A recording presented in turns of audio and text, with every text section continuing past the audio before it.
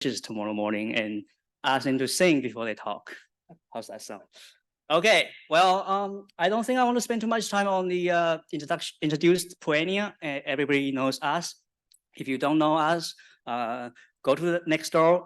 You find a bluish logo you can find in the room, and that's us. So we have a new logo on December 8th, 2022, we became a Crown Corporation. So we have a new logo, and this is new. So if you are used to use the old logo to find us, now we have a new one. And I encourage you to stop by our booth because tomorrow we're going to have more members around, and some of the new members is joining us. We have some new programs coming up, and this is just 4 of them. I think some of you might be interested to know, so I list here. But tomorrow more people will be here. So if you are interested in any programs, make sure you go talk to those members. And I encourage you to check Perennia's program website regularly because there's always good programs coming out. And then some of them might be what you need, such as the last one, Fiona Supplementary Disaster Assistance Program. I don't have any details on that yet, but I think it's going to be something that is going to be good for wild blueberry growers. Okay, so the agenda for this year, I'm just going to give a quick highlight on the productions and some of the extension metrics this year and a new extension activity we are going to do in 2024. And I also want to give you a quick pesticide updates for next season. Oh, sorry, I don't know if I should. Anyway, that's almost the end of a tour for that small video. So Gilbert just give you some graph on the this year's estimate year, and then I'm showing here more on the number side, and it's still an estimate number because we don't really have the final one yet. But if you look at the total for the industry this year, it's still going to be close to 300 million pounds, and that's good. And I mean the reason is because Quebec is doing almost as near good as last year, and they didn't seem to have a reduction. Talking to guys from Quebec, they seems to have all the good lucks they need. They didn't have a bad frost. They have a good snow coverage and only a very little winter damage, and their pollination is very strong in 2024. And if you look at Maine, they were down, but their main reason was because they have 2 very hard frosts in the beginning of the season, but they seem to be doing well after after pollination timing. Their pollination is about 2-3 weeks earlier than us, so most of their pollination complete in May, so before the rain started in Nova Scotia. And New Brunswick, I think, is doing okay. They seems to have less influence on the weather we have in PI and Nova Scotia this year. So speaking PI and Nova Scotia, I think that's probably the 2 most impacted regions in this year's wild blueberry production. If you look at PI, it's looking about 40% down from last year, and Nova Scotia is 33% down from last year. And again, this is all estimate. But if you're talking to individual growers, I know some of you are doing okay average, but most people I spoke with during the season is you're looking between 30 to 60% year reduction on an individual farm level. So that's a very significant reduction. So on the Nova Scotia side, we show this figure every year. This year, because the estimate, we're going to have 38 million pounds. So our 5-year average became 44 million pounds. And that would be, so this year's production will be below that 5-year average.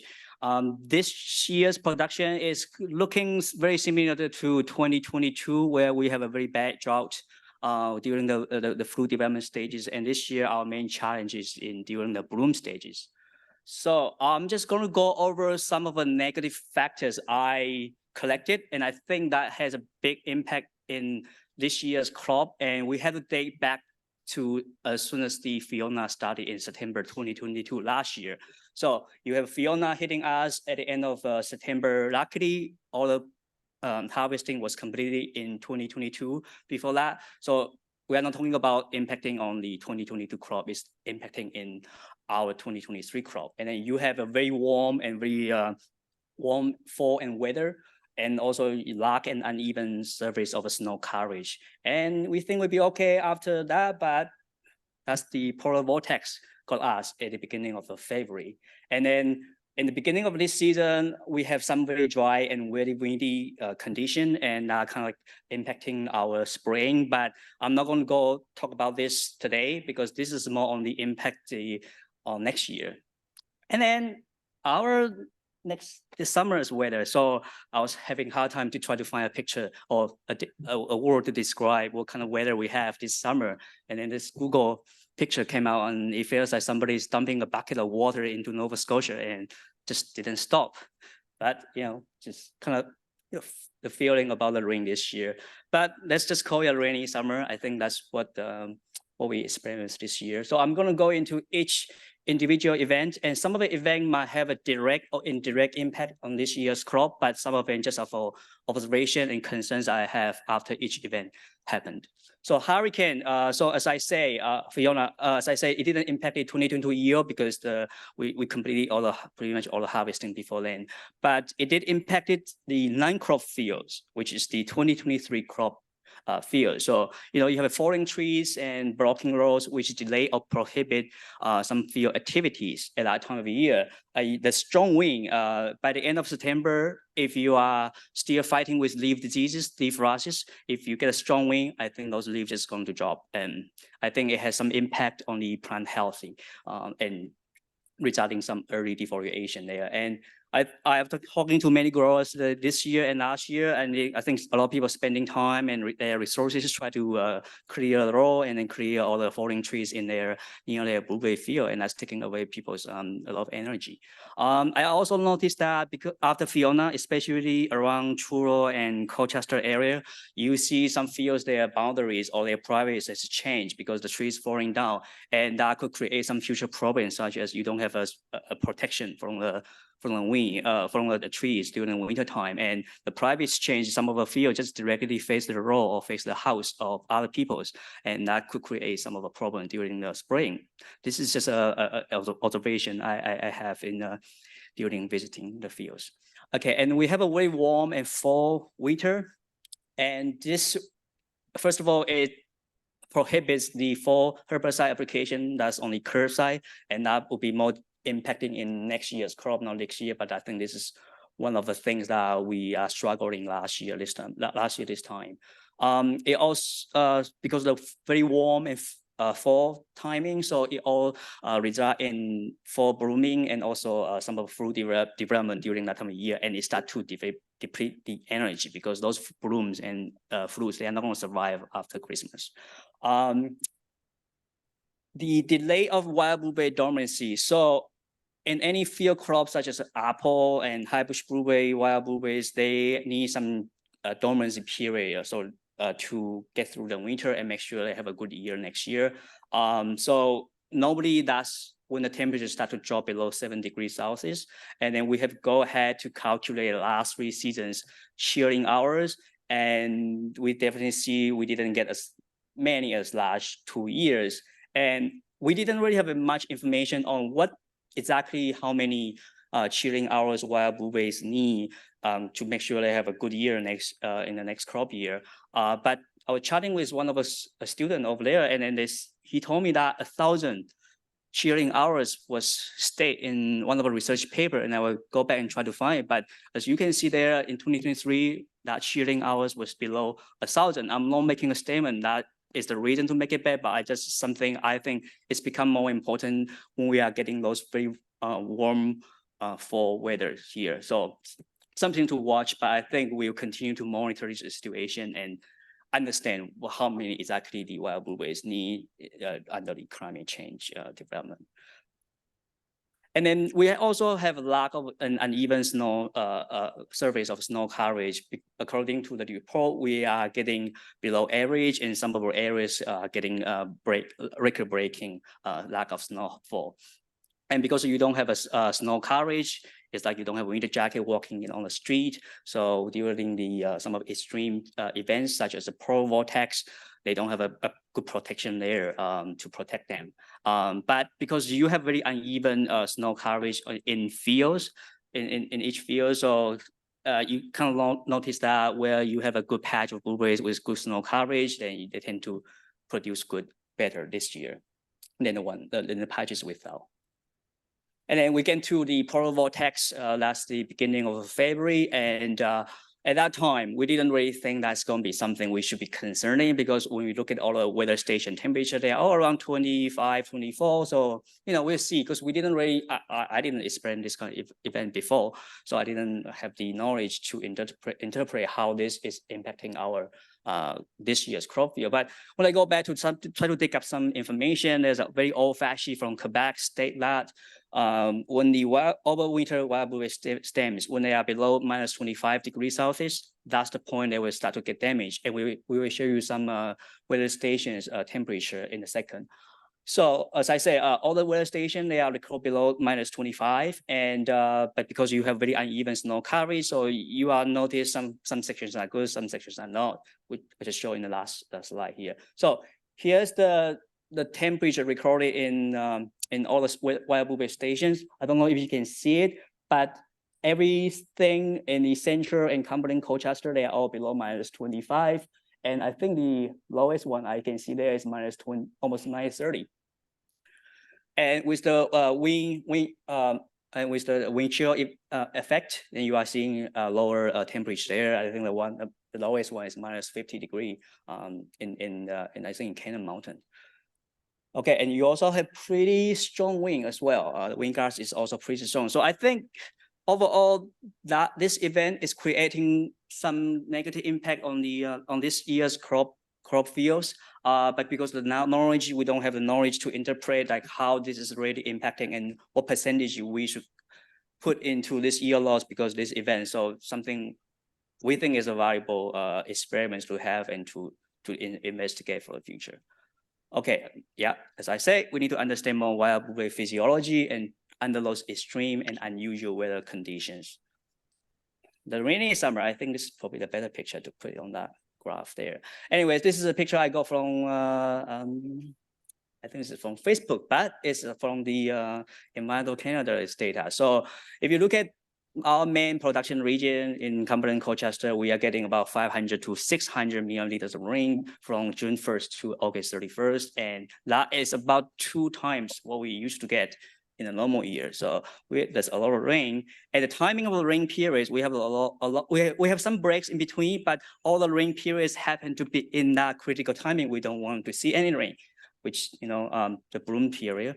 And also, every single event seems to have more intense rainfall coming into the field. So this year we have seeing more of diseases that used to be happening in just one single stem, but because the sitting water, the dropping, and the splash of the water carry all the diseases brought into the next stem. So it seems like we are seeing more of a bigger patches of diseases due to the very intensive rain coming into the field.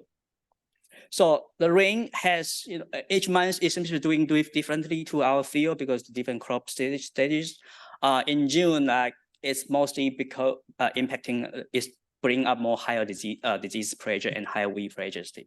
The roads are washed out, so it's very hard for you to get into the field to do your activities, and you have very bad pollination weather as well. June was kind of okay because, I think after the month of June, we feel like, wow, this year is going to be bad. But as soon as we get into June, the berries start to taking water. I think they are doing a bit better. But too much rain is good for anything. So it could be good for weeds and grasses as well. So we are seeing higher weed pressures during that time too. And because the blueberries have too much rain and moisture, so instead of to grow berries, they start to grow leaves. So you're going to see a lot of leaves on top of each blueberry crop patches there. In August, we also have very bad harvesting weather because the wetness, and then that can delay your harvesting. You can start seeing berry drop and berry split. I've noticed that because the harvest accounts create some wet grounds for the future because you keep sinking into the field. Okay, let's kind of summarize all the negative factors we have, and we hope we don't see them again. But if you want to understand each single event in more details, there's a blog I wrote back to, I think, August or September to summarize all the information I just said and some more details information about each single event. Okay, so before I go into my next topic, I just want to quickly touch on the GDE tool. So this year we have started widely use the GDD tool to guide the production and management. On the sprout field side, we have the plant emergency GDD at 213 GDD, and we recommend growers to start using that to spray your spring herbicides in between 150 to 200 GDD. That including your herbicide like Chikara, Ignite, and Spartan, and Velpar. So it's pretty accurate. We have checked, and when I'm doing field check, I check fields. I think this number is pretty accurate and very comfortable to continue to guide you on using this information for next year's spring herbicide application. On the crop side, we only have one information for you to use, which is the 40% F2 at 173 GGD. This information was an average from 5 sites some of the research we did in 2022. But this year, when people start to use it, growers' feedback and our own observation, we found that most of the fields we visit, they reach 40% before 170 GGD, and we are seeing some variation between regions and fields. And I'm going to provide the updates tomorrow in tomorrow's presentation. Don't forget there's another day for this event, and I'll be presenting on some updates on this topic.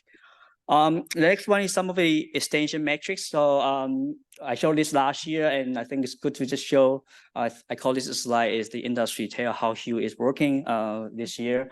So we still continue to do some the industry presentation, some blog posts. We have more this year because all kinds of events. So after each frost or any single event, we try to communicate with you or make sure you have the first information you need to assess the damage from the field. The newsletter, we continue to do that. And then this year I did a full newsletter, which kind of summarize all the leaf disease management and for weed management. Okay, our blog total use is still looking around 550-ish of that number. I think that's tells us how many active users are going to the blog. So one user can go into there a million times in there, right? So and the grower interaction, and I call this slide is how my growers are working this year. So I got 172 requests from you guys, and including 36 farm visits.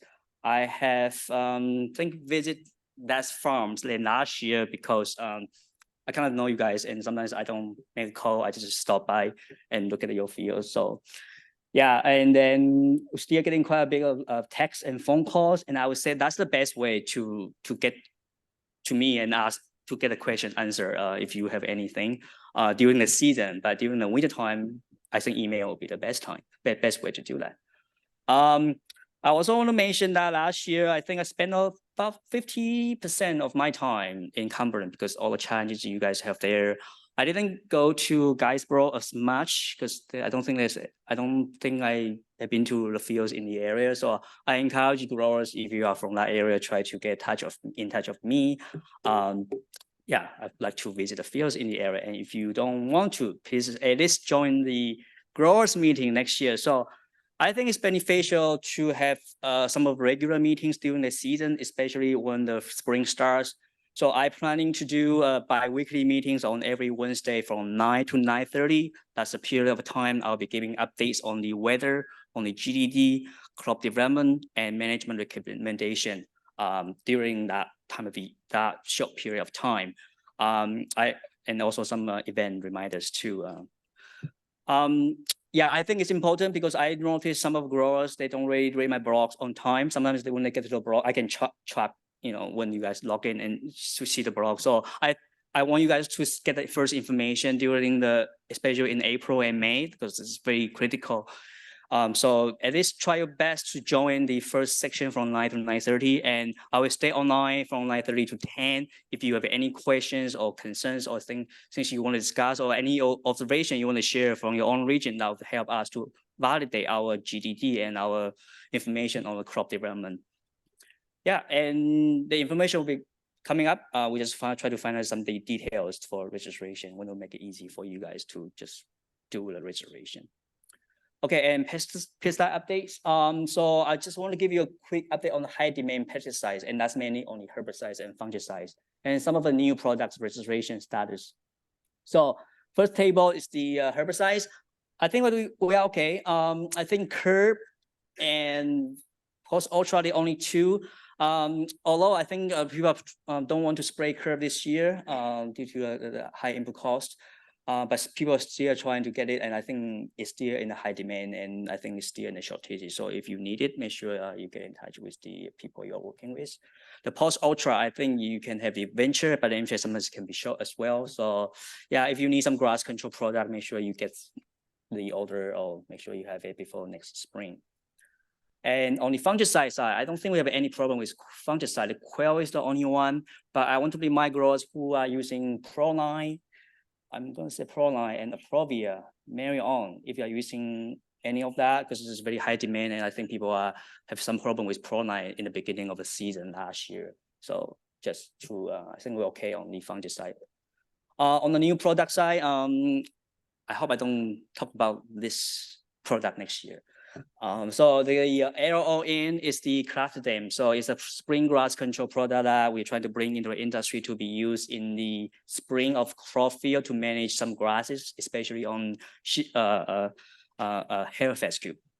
And I've been talking about this since I started this job 3 years ago, and it keeps saying spring 2024, and that's what they told me 2 days ago. I literally checked the last minute. It says 2024 spring.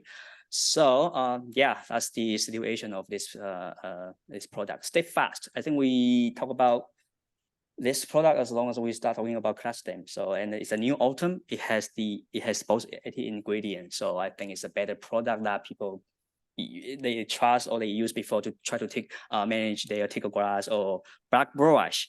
And I've noticed these two grasses seem to be growing crazy this past 2 years, especially tickle grass. So I think maybe one of the reasons is due to the you don't use autumn in the last few seasons. They also told me that you'll be okay to you'll be able to use this in spring 2024. I think, yeah, that's what they told me. That's everything from me. This year's extension. Can answer some questions if you have any. Is there any questions from the audience or online?